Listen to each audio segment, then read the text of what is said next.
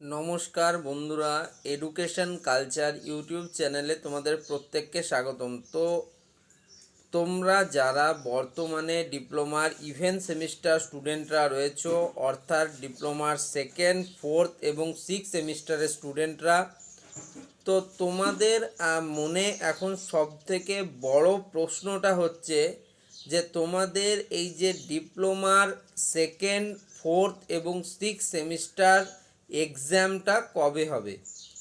Already কিন্তু আমরা April মাসে ঢুকে গিয়েছি। কাউন্সিলের যে পুরনো পুরনো যে তোমাদের একাডেমিক সেশন অনুযায়ী তোমাদের সেশনাল পরীক্ষা কিন্তু হওয়ার কথা ছিল এপ্রিলের শেষ দিকে, এবং তোমাদের থিওরি পরীক্ষা হওয়ার কথা ছিল মে মাসের শেষ দিকে।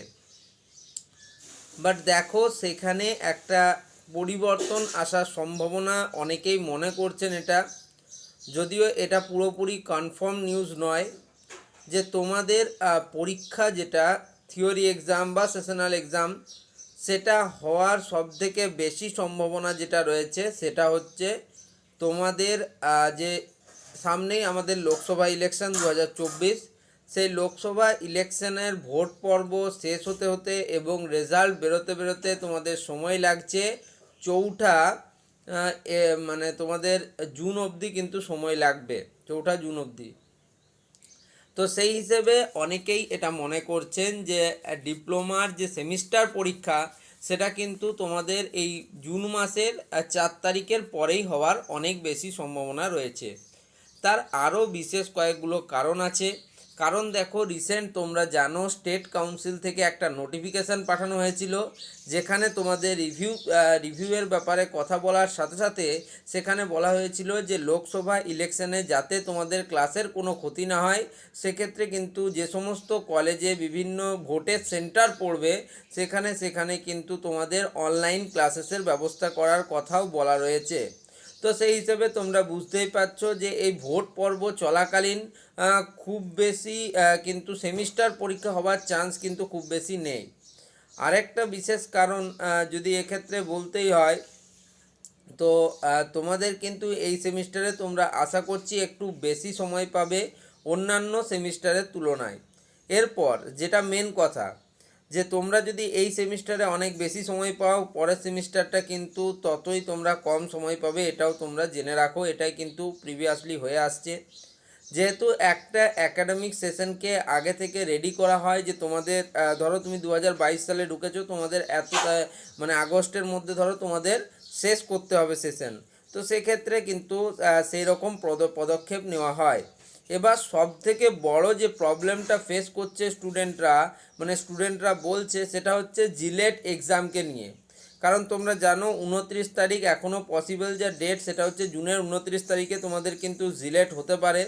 তো জিলেট পরীক্ষা হবার আগে তোমাদের যে কোনোভাবে হোক তোমাদের কিন্তু সেমিস্টার পরীক্ষা নিতেই হবে। তো সেক্ষেত্রে সেমিস্টার পরীক্ষা যদি 4 তারিখের পর হয়, সেক্ষেত্রে স্টুডেন্টরা জিলেটের জন্য প্রিপারেশন করার লাস্টের দিকে কিন্তু সময়টা খুবই কম পাচ্ছে, এবং তাদের কিন্তু বিরাট সমস্যা হবে। মূলত ডিপ্লোমা থার্ড ইয়ার অর্থাৎ সিক্স সেমিস্টারের যারা স্টুডেন্ট রয়েছে তাদের ক্ষেত্রে এই সমস্যাটা কিন্তু খুব বেশি হবে, তাই তারা কিন্তু বারংবার এটা বলছে। বাট দেখো, জিলেটের ক্ষেত্রেও এটা প্রবাবল ডেট লেখা ছিল 29 জুন, হয়তো সেটা জুলাইয়েও যেতে পারে, বা হয়তো 29 জুনই হলো। বাট তোমাদের কিন্তু একটু হয়েই তোমাদের কিন্তু পড়তে হবে। সেমিস্টার এবং জিলেট দুটোকেই একইভাবে তোমাদের গুরুত্ব দিতে হবে ডিপ্লোমার লাস্ট ইয়ার স্টুডেন্টদের, সিক্স সেমিস্টার স্টুডেন্টদের। বাকিদের ক্ষেত্রে এরকম কোনো চিন্তা না থাকলেও তোমাদের কিন্তু পরীক্ষা যে পিছোতে পারে তার একটা সম্ভাবনা তৈরি হয়েছে। দেখো, স্টেট কাউন্সিলে তার আগে অবশ্যই তোমাদের নোটিশ দিয়ে দেবে। এখনও কিন্তু তোমাদের অনেকটা সময় আছে হাতে। তার কারণ যদি তোমাদের মে মাসের শেষের দিকেও সেমিস্টার পরীক্ষা হতো, সেক্ষেত্রেও তোমার কাছে এখনও প্রায় 1.5 মাস মতো সময় আছে। মিনিমাম 1 মাস তো সময় তোমার কাছে আছেই, ছিল।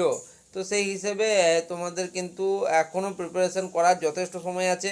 আর আরেকটা কথা, স্টেট কাউন্সিল থেকে অফিসিয়াল যতক্ষণ না কোনো নোটিশ আসছে, আমি কিন্তু তোমাদের সাথে একদম 100% নিউজ শেয়ার করতে পারছি না।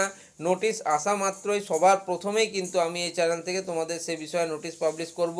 বাট যতদূর এক্সপার্টরা যেটা বলছেন বা টিচাররা, কলেজের টিচাররা যেটা বলছেন, তারা বলছেন কিন্তু পরীক্ষা হওয়ার সম্ভাবনা রয়েছে। তোমাদের যতক্ষণ না ভোটের রেজাল্ট আউট হচ্ছে তার আগে কিন্তু এক্সাম হওয়ার সম্ভাবনা নেই বললেই চলে। তো এত দূরই এখনও অবধি এই আপডেটটাই পেয়েছিলাম, তোমাদের সাথে শেয়ার করলাম।